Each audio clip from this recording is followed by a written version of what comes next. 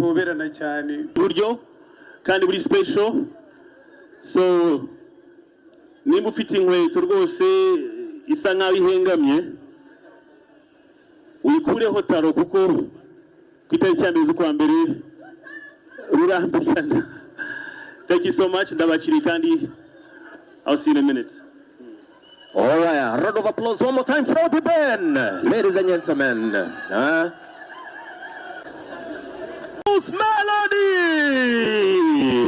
One more time for Igitangaza in the building, and of course adorning the blue colors today. Welcome, sir.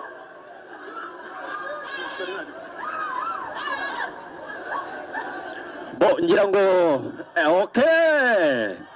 So Bruce, mbere yuko wicara rero, Bruce mbere yuko wicara mukanya twari tumaze kumva The Ben aduha karibu ahangaha, ariko noneho nakanya kugira ngo imba mutima zawe kano kanya mu rwego rwo gusuhuza n'abadukurikiranye bose ikikuri ku mutima kuri uno munsi w'amateka.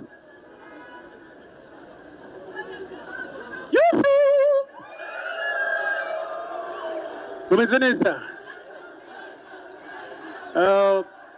Naje hano kugira ngo tubashe kuganira ku bijyanye n'igitaramo cyo ku itariki ya mbere. Musanzwe mubizi gisanzwe kiba, hanyuma iby'imiziki nibyo tuzi, nibyo dusobanukiwe, nibyo dukora. Mwitegura ibintu byiza. Murakoze. One more time, a round of applause for Bruce Melody, the only Igitangaza. Please take a mic, because before you engage with the media personalities here, mbere na mbere tubanze tuvuge kuri New York Groove. The New York Groove. Mumuchane microphone aya akore yicaye nibyo byiza. Yeah. Mumushyireho microphone, please.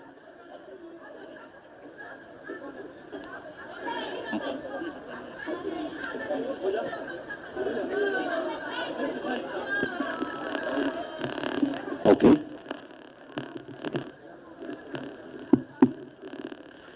So abantu benshi rero mwumvishije New York Groove ku nshuro ya mbere yabaye umwaka ushize nako mu ntangiriro the 1st of 2025 January.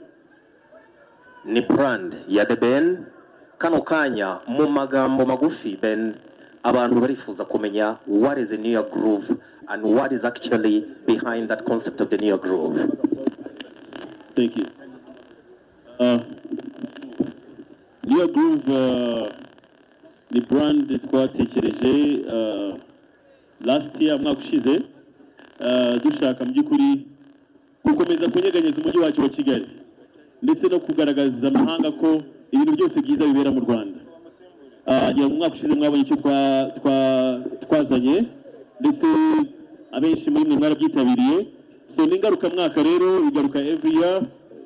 Mwaka ushize yariyo edition ya mbere, uyu mwaka ni edition ya kabiri, ndetse n'umwaka utaha dufite agaseke gapfundikiye kandi izabirenze kurushaho ngira ngo. So ndumva ariko nayivuga ni brand igamije kuzana umunezero mu gihugu cyacu gisanzwe. Thank you. Arakoze cyane rero uwo ni The Ben Tiger. Ladies and gentlemen, reminding you that this is The Ben's concept, this is his identity. Ndavuga the New York Groove, and thank you so much for the partners for being on board as well. Now ku ruhande rero niba mubyibuka neza mu gihe New York Groove yari ihari twashimishijwe no kubona igitangaza cyaje gukurikirana gahunda uko zimeze, kuba byibuka neza kandi byari ibintu byiza.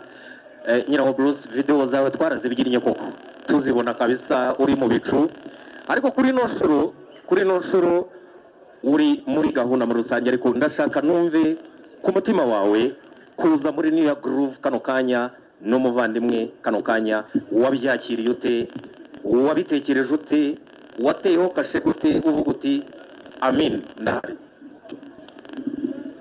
Icya mbere ndi umunyagihugu kandi bikunda sana iyo Kigali ishyushye, bifite aho bihuriye n'imimerere yanjye isanzwe. Genda umuntu wishimira kubona ibintu bigenda neza. so The Ben na team ye baprocinze team yanjye, mbona ni byiza kubera ko urubyiniro ndutinzeho ndumazeho iminsi biriya ni naho nkorera ibintu bikomeye cyane. Ntabwo njya nterwa ipfunwe no kuvuga ko ndi umuhanzi ukomeye wa mbere, sibyo? Hanyuma icyo ngicyo gituma igihe cyose mpamagawe ntagira ubwoba bwo gukora ibintu nzi gukora neza kurusha ibindi. Ni nabyo nzakora ku itariki ya mbere. Urakoze. Maze rero mumwongera amashyi rero Bruce Melody nukuri. Now to the members of the press, itangazamakuru cyangwa abo tugiye kuganira, niba hari ibibazo bikeya twacamo aragiye kudufata Joshua hano. Joshua, twigereze mikro ku banyamakuru. Nongere mbasaba ikintu kimwe, niba umuntu yabajije ikibazo nta mpamvu yo kugisubiramo kugira ngo twisubiremo, ni kimwe, nta muntu urenze ikibazo kimwe. Please, thank you so much. Twegere rero press members kugira ngo batangire babaze. Time for the press to say or to ask questions that they want to ask. All right. These two gentlemen. Thank you so much. Uratubwiruriwe igitangazamakuru cyawe ni kibazo urakoze. Yego. Ariko nabandi bari hano mu mpande turajya mu myanya yateguriwe abanyamakuru. Nta kibazo kiri buze guturuka hano mu mpande kuko harimo abafana b'abahanzi bacu. Abanyamakuru turajya muri uriya mwanya kugira ngo tubashe noneho guhabwa umwanya wo kubaza ikibazo. Murakoze. Murakoze cyane, ngira ngo n'ubwa mbere tubonye. Murakoze cyane, nitwa Janvier, umunyamakuru nyarwanda. Icyambere avuga ko ari ugushima kuko n'ubwa mbere tubonye press conference ibereye mu mbuga ngari. Twamenye press conference ibera mu hotel n'ahandi, ariko umunsi biragaragara ko Tiger B yateguye yaduhaye ibintu byiza cyane. Cyo cyambere niwe kireba ibibazo biri byonyine gusa. Icyambere The Ben, umwaka ushize wavuze ko ari amateka adasanzwe wakoze. Ibi bitaramo kuri kubigira ngaruka mwaka urifuza ko n'undi mwaka nawo utaha uretse Bruce uyu munsi tubonye, n'undi mwaka utaha nawo ushobora kuzaduha undi muhanzi wundi muzajyana. Hanyuma kuri Bruce nabonye watangiye move, ariko nako bimaze igihe ugaragaza ko ari wowe 001. Nukumvikanisha ko ari we muhanzi nimero ya mbere mu gihugu dufite cyane kuko nze no kuvuga mu bitandukanye. Sindi kubaze ngo witeguye gute muri no concert cyane hakazi kandi ukuririmba nk'uko bivuga, ahubwo iri atariki stage performance yawe kuri sanyi ndavuga ko izabigizwe n'iki. Murakoze. Tugerageze tubaze ikibazo kimwe gusa.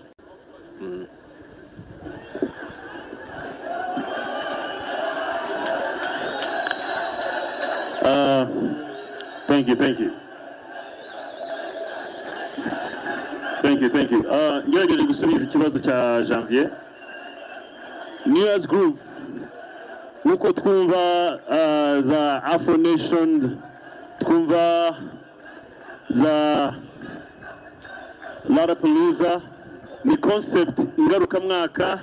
Hari n'igihe izagiraho simbe ndi n'umuhanzi urayirimbamo, ariko tukazana igamije muri make igamije kuzana umunezero, ibyishimo mu mujyi wacu wa Kigali, ndetse no kugaragaza amahanga ko iwacu ari ibintu byose bibera.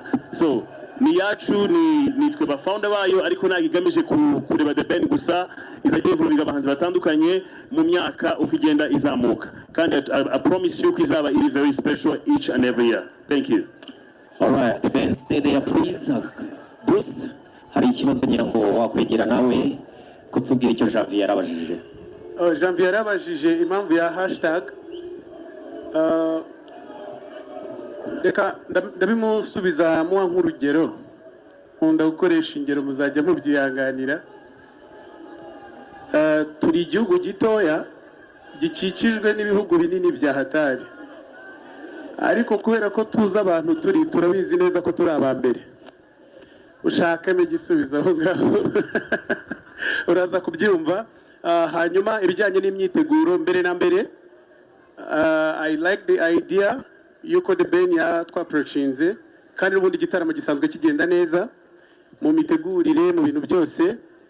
Nta cyabuza gushyiraho itafari ryanjye nk'umuhanzi w'umunyarwanda. At the end of the day twese turi abahanzi b'abanyarwanda.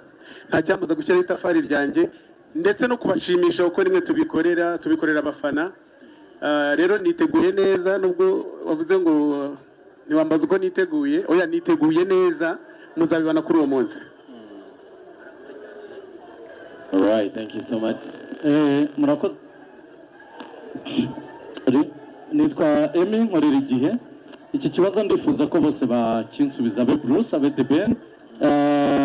Uyu munsi iki gitaramo ni kwa gushyira gushyamirana kurangiye burundu cyangwa ni igitaramo kibahuje nka business? Murakoze.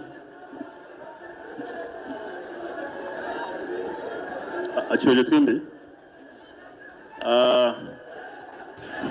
By honest, ni igitaramo gihujwe no kugira ngo duhe ibyishimo abanyarwanda. That's what you guys deserve. Ndumva ariko nagusubiza wena. You deserve umunezero tu. Njyewe nagisubiza mu buryo bubiri. Abafana ntabwo bajya babura kutugereranya, ubwo mu yandi magambo nabyo ntibyabura, competition ntabwo yabura, kubera ko bikorwa namwe kandi rimwe bacu. Icya kabiri ariko umuziki niko umeze, niko bigenda, niko bihora, hanyuma rero bikarangira ari ibyishimo kuko twe turi entertaining, ntabwo dushwana. Yes sir. Yeah. All right. So, next of the questions. Abahungu b'Ikanombe bari he? Abahungu b'Igikondo muri he? Ubwo nyine ikinyenzi ni amatike tukeneye mugura amatike. So, next question please. Next question. Thank you so much. Nitwa Patrick the Entertainer, ndi umunyamakuru wa NFM. Ikibazo cya mbere kirabaza The New Groove Season 1 nabako 2025 yaranzwe na tour ya Prince Love, Lope, Canada, osoreje Dubai. N'umwaka wakugendekeye gute, aho wagiye ugenda audience wabonye yarakwakiriye gute? Hanyuma ikibazo cya kabiri nabako Bruce Melody, umwe mu bahanzi bakuze bagufana, uyu munsi none nabako abonye amahirwe yo kumujye gura kuri stage, ariko kandi umwaka ushize wari wahaye amahirwe y'amano, stage za kumubera nziza, itangira urugendo rwo kumwubakira kariyeri, ariko aza kudutenguha. Bruce Melody noneho we mugiye gukorana nk'umwe mu bantu bakuze bagufana, uriyumva gute ko muhuriye kuri stage kandi abamaze kuba umuhanzi munini? Hanyuma ikindi nsoza, umuntu yavuga ko imyambarire yawe abantu bajya bayikritika kenshi, uyu munsi none wambaye neza cyane, ariko se kandi iyo ugiye kwambara uhitamo ugendeye kuki ufite umuntu kwambika cyangwa se ni wowe ubyibwira? Murakoze cyane. Murakoze cyane.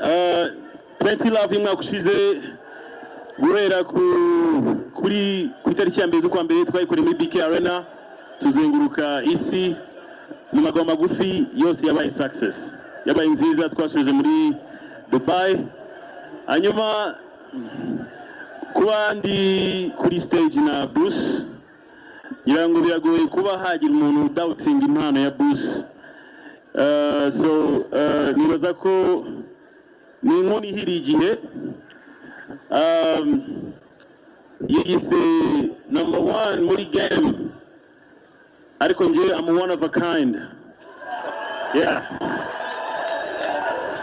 So we'll see. Ikiri cya nyuma nakongeraho yarabajije ni imyambarire yasengeranye y'ubururu niyo Bruce yambaye. So ndumva ari icyo nagusubiza kabisa.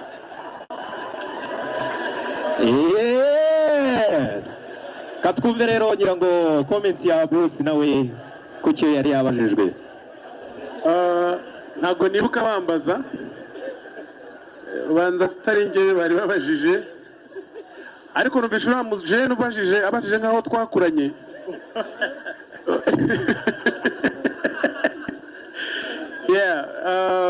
Ntago numva mfite comment narenza kuri ibyo ngibyo. Ahubwo ikisengera icyo wenda ubanza umusaza nawe atitegereje neza, ubu munsi doze mu ikote. Murakoze.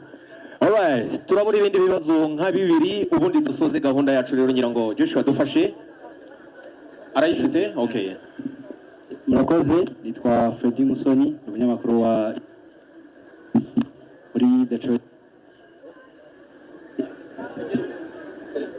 Ni koba kopyizyuma. Okay. So ikibazo cyanjye batubwiye ko ari kimwe, ntacyo reka nkibabaze bombi. Iki gitaramo umuntu arebye uko kimeze mu myaka 3 ntabatekereza ko ibintu bizaba, kubera ko kuri social media hose hari icyitwa amakimbirane.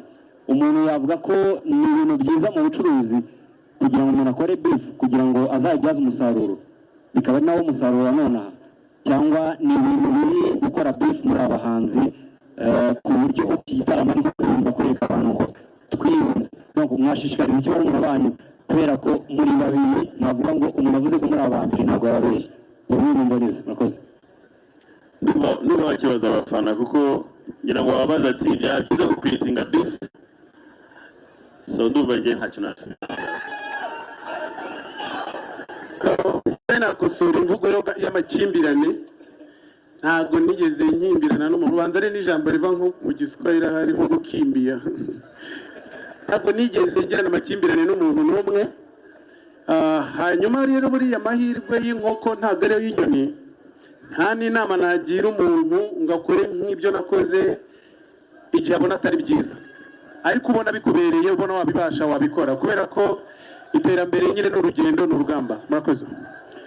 Alright, ikibazo cya nyuma y'ikibazo cya nyuma rero turaza gusaba our partners and sponsors kuza kuri stage kugira ngo tuze gufata ifoto nziza, ubundi dusoze gahunda yacu. Ijambo ryawe. Murakoze. Nitwa Kayezu Jean de Dieu.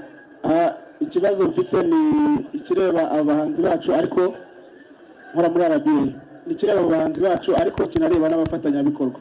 Nkeka ko usibye nkeka ko yari event ya mbere cyangwa se igitaramo cya mbere tugiye kubona mu company zingana gutya nini mu gihugu zihurira hamwe zikavuga zitereka tuzana amafaranga tuyashore mu muziki cyangwa se tuyaha abahanzi bacu. Bruce Melody, ibi bintu kuki wowe ubona byaratewe n'iki kugira ngo bibe byarategereje iki gihe cyose? Ubwo na Debeli ni karansubiza kubera iki byatinze gutya. Iyo murebye nk'abantu baba mu muziki bawukora bawushoramo amafaranga, ubona byaratindijwe n'iki? Ubwo kampani zacu ziratubwira kubera iki uyu munsi ari bwo mwese muziye rimwe, munatubwira niba biri bukomeze gutya. Murakoze. Mu ijambo rimwe, bari bategereje ko abantu babiri babikwiriye bahuza imbaraga. Turabahanzi bakuru twembi. The Ben n'umusiniya murabizi akora umuziki neza, kandi nanjye ndi miseke igoroye iyo bigeze kuri iyo ngingo.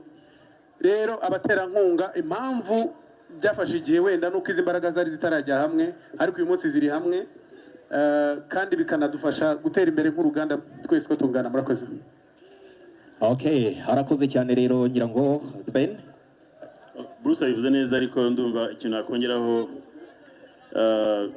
ni intangiriro y'ibindi byiza biri imbere. Biragaragara ko abaterankunga bacu cyangwa se abapartner bacu cyangwa se izi company zikomeye, BK, Bralirwa, Airtel, Engine, n'abandi benshi ngira ngo ntari kuvuga nonaha, basobanukirwa what we are bringing ku meza y'umunezero w'abanyarwanda. If I might say so. Nothing else, just to thank you maybe. Yeah. Murakoze cyane. All right, thank you so much. Ngira ngo basubiza intebe mu gicucu hari agatoya kugira ngo abahanzi bave ku zuba mu kanya. Reka dusabe, hari ikibazo. No. Ibibazo bindi bibiri bya nyuma. Please.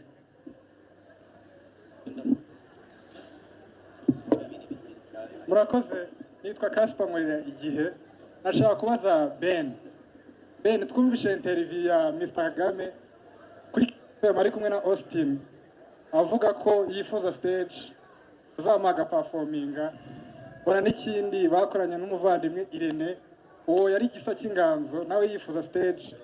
Mwamwara biganiriyeho se wabonye ibiganiro ubitekereza iki?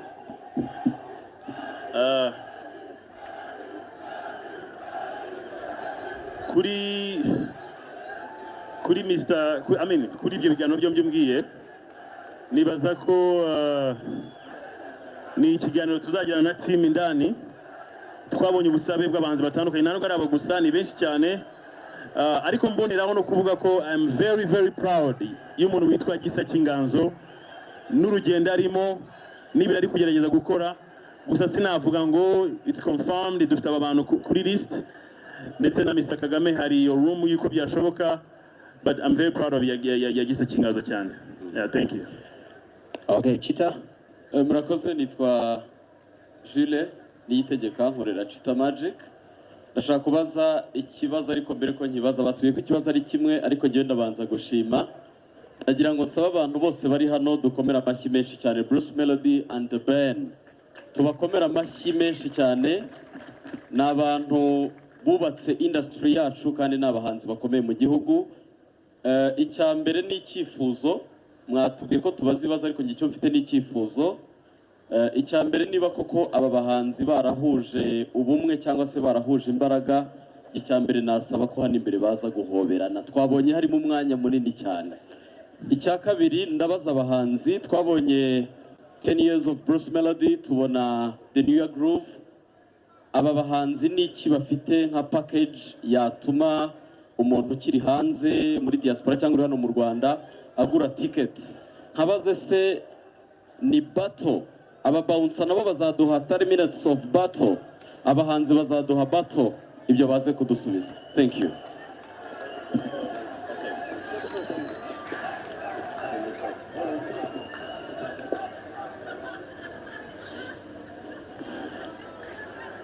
Okay, hari comments ngira ngo murakora comments kuri cyo Chita yaramaze kuvuga Ben Melody.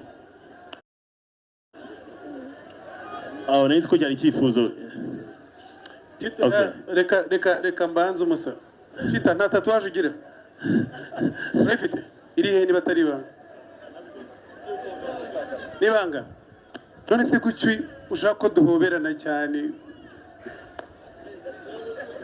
Nta guhoberana kurenze kuza kuko meze nk'uri mu rugo rwa The Ben. Sibyo? Kuba nemeye kuza ni ikimenyetso cyo gushyira hamwe. Murakoze. Thank you. Alright. So more questions. Twagiye muduhere uyu mwana w'umukobwa iki microphone nawe agira icyo abaza. Abakobwa ntago twabumvishije no munsi. Thank you.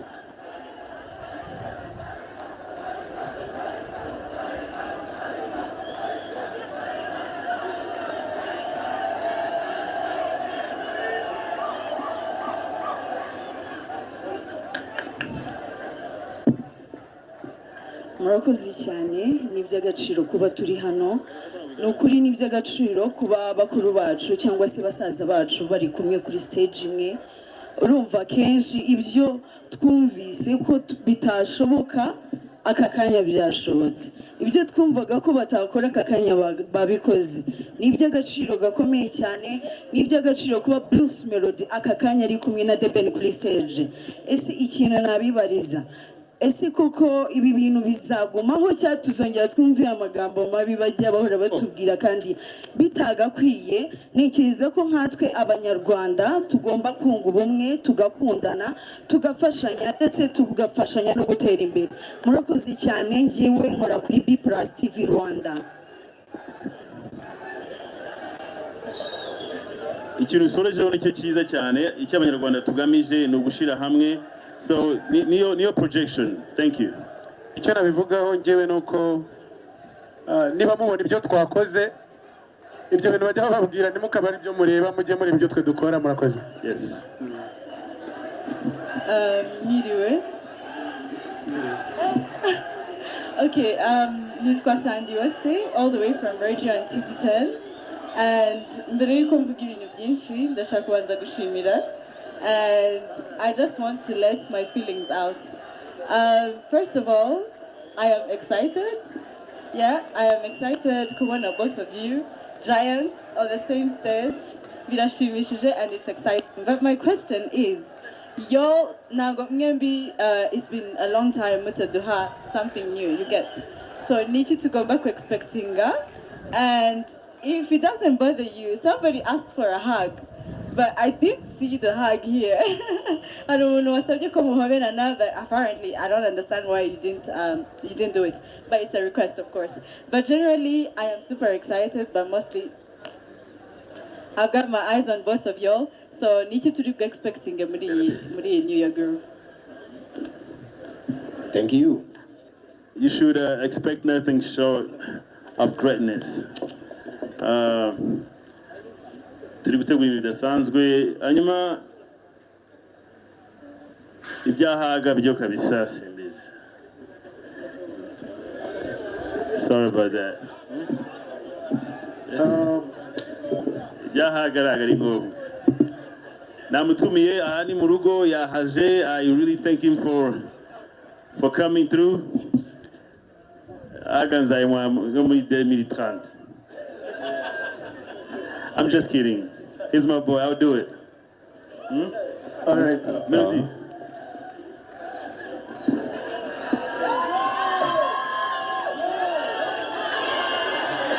Okay, that is a hug. I think we are done with the questions of hugging. Okay, next song. Oya ntabwo turarangiza ahubwo yarabajije icyo bashobora ku expectinga mu gihe kitarenze iminsi 3 ndabasorera indirimbo yitwa Munyakazi kugira ngo nidura ku itariki ya mbere muzasobanukirwe neza iryo zina ryavuye. Murakoze. Mu gihe kitarenze iminsi 5 ndabasorera indirimbo yitwa Indabo Zanjye. Drop it. That's so beautiful. Nibaza ko aricyo yabibarizaga, nicyo ashaka kumva ibijyanye no kubineza. Munyakazi, Indabo Zanjye. Let's go. Murakoze. Nitwa Nsengimana Benjamin. Jye ntabwo ari ikibazo ahubwo ni ubusabe nasaba uwitwa Mugisha Benjamin. Nitwa Nsengimana Benjamin. Benovio do muhanzi. So ikintu nabashaka kugusaba ni umwe mu bantu bagerageje gukora stage nziza mu mahirwe make nabonye, ariko kuri uyu mwanya nageze kumugenera ubutumwa sinzi niba bwaramugezeho. Musaba icyitwa stage rwose bwana.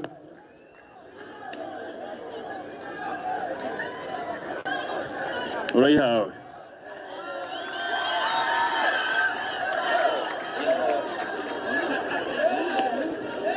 Okay. So, nyirango reka tusoreze ku bibazo bikeya nyamuneka. Turimo gucunganwa n'ikirere kugira ngo tutagira ikibazo cy'imvura. Murakoze. Nitwa Emi Nyawe, nkorera kuri Emi Nyawe Empire. Reka nshimire The Ben, nshimire Bruce Melody n'abahanzi beza. Ariko mfite ikibazo gende bubariza abaturage. Uyu munsi dufite BK Arena yakira 10,000 by'abanyarwanda gusa. Kandi hari abaturage bifuza kubabona mwembi muri kuririmba. Ese birashoboka yuko biramutse bibaye ngombwa ko abaturage bagura amatike menshi twabona 2 days y'igitaramo cyane kugira ngo nabo babashe kwishima? Ikibazo cyiza cyane. Ubundi igitekerezo tukigira kino gitekerezo initially twashaka kugisha muri Stade Amahoro. Ariko tugira ngira ngo challenges zimwe na zimwe nibaza ko umwaka utaha zaba zarangiye. So New Year's Groove iraba ari imwe, ariko please expect ikintu kizabera muri Stade Amahoro umwaka utaha, inshallah izakunda. Yeah. Yego. Murakoze. Nitwa Irene Murinda Habi. Ndi umunyamakuru wa MIA. Mbere na mbere ndashimira The Ben inviting Bruce mu gitaramo cye.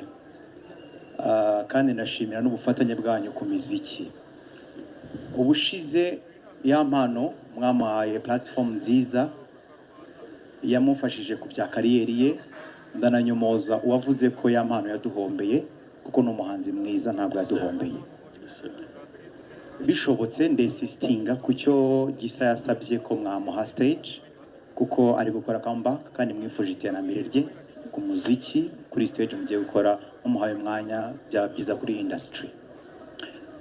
Nyuma yuko muhoberanye mwakoze n'indirimbo buri wese twe expecting indirimbo yanyu mwembi cyangwa ntishoboka. Murakoze.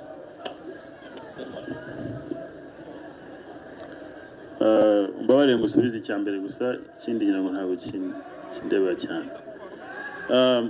Gisa cy'inganzo nk'uko nabigarutseho, Banyarwanda dufite impano yitwa Gisa cy'inganzo iri kora comeback. Ngiye kubisaba abo dutegura na kino gitaramo, Gisa turamuha stage. I'm sorry ntabwo mbajije team yanjye, ariko Gisa should deserve to be out there. Yeah. Nubwo kinasubiza. Ikindi yarabajije nicyo gukorana indirimbo. nibaza ko mwaba mujyanyayo igihe cyo kuyikora kigeze nabwo twabarabura amakuru yo yaba yagiye ari aya ngaya ubwo dufite indirimbo zo gusohora nta rungu muri bugire igihe cyo kuyisora nicyo nikigera ubwo tuzababwira cyangwa se no kuyikora.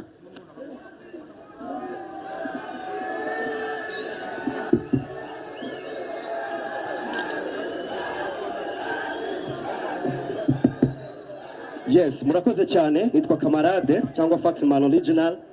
Nkorera 3D TV Rwanda. Ikibazo ndi bubaze ndakibaza Ben nanakibaze Bruce Melody.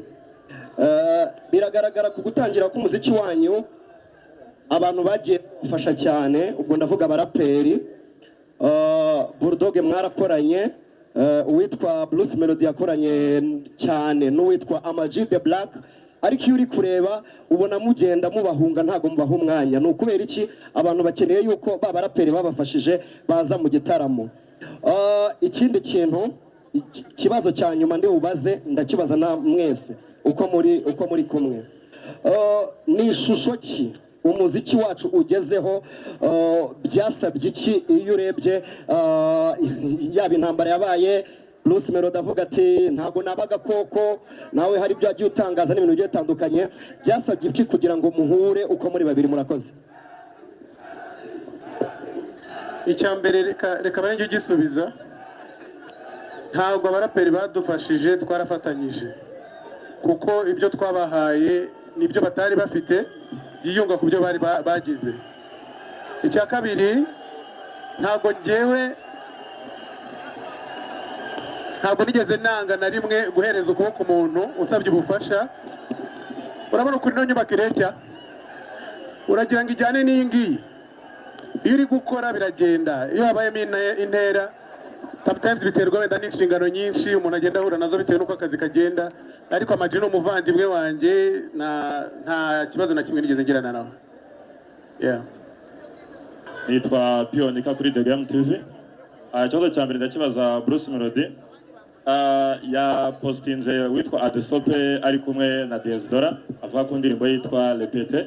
Twabonye ukora remix na Real Lord, ese wabujyaga no gw'amahirwe Desidora. Ikindi ndabaza The Ben, wiyumvute iyo abantu nka bariya bataye n'akazi bakaza hano kugira baze kugushyigikira? Ese thank you. Ndeka nsubiremo rya jambo, amakuru y'indirimbo mujyanye ahari. Gusa nta gahunda mfite gukora remix y'indirimbo ya Repete. Ariko Desidora ni umuhungu wanjye, ni petit frère, tujya duhuza. Wenda bibaye na ngombwa twabatama ikintu gishyashya. Thank you. So please, let's go to the last question before we sign out. Thank you. Murakoze. Bene ntabwo yasubije. Hari icyo atasubije? Ibyumviro nibisaza. Iteka yo mbonye abantu baje kudushyigikira batugaragariza urukundo bihora ari bishya mu mutima wanjye, ntabwo ushobora kubifata for granted. So ibintu binejeje cyane. Yes, murakoze. Nitwa Amen Babur Gemana, ndi umunyamakuru wa Isibo TV, by'umwihariko The Choice Live. Nshaka kubaza Bruce na Ben, abantu bashobora gutekereza yuko kuba wagiye muri concert ya Ben ari uko Ben can afford you. Byasabye iki kugira ngo mukorane? And hari amakuru avuga yuko nyuma ya concert hashobora kuzabaho ibitaramo, umwe agakora nk'icyitwa uburetwa kujya mu bitaramo by'ubuntu. Ibyo byo murabivuga iki? Murakoze. Ntabwo ukuntu nifata njyewe numva ndi uruganda, kandi na Ben ni urundi ruganda, niyo mpamvu agira abo bakorana. Uruganda rwakorana n'urundi nta kibazo mbibonamo. Ikindi ni uko kugeza amagingo aya turi hano ku bw'igitaramo cyo ku itariki ya mbere, kandi ndabyubaha nk'umuhanzi mugenzi wa The Ben. Mureka bari byo tuvugaho, abari byo dutindaho cyane. Murakoze. Okay, so twasoza ariko ngo uyu mushiki wacu mumuhe akabazo kamwe yakomeje kubasaba n'ukuri. Murakoze. Murakoze. Nitwa Liliane, ndi umufana The Ben ukomeye cyane. Ikibazo nashaka kumubaza, hari indirimbo yakoranye na Mbonyi ebyiri, namubazaga niba zizasohoka uyu mwaka cyangwa ari umwaka utaha. Nande? Mbonyi. Ngo Israel Mbonyi ngo hari indirimbo mwakoranye. izasohoka umwaka utaha. So, to our sponsors, do you have any question for artists, please? Our partners here? Of course. David, Please? Any question from the artist? Murakoze, Ben, Melody. Nashaka mwese ko mubwira abantu bo mu Rwanda kwikokinga bitegura iki gitaramo, hakaba hazaza n'ibindi tuzahuriraho, kandi all the best. Twishimiye kuba turi kumwe namwe. Nta kibazo kinini burenzeho. Mugura amatike, mukoreshe Airtel Money.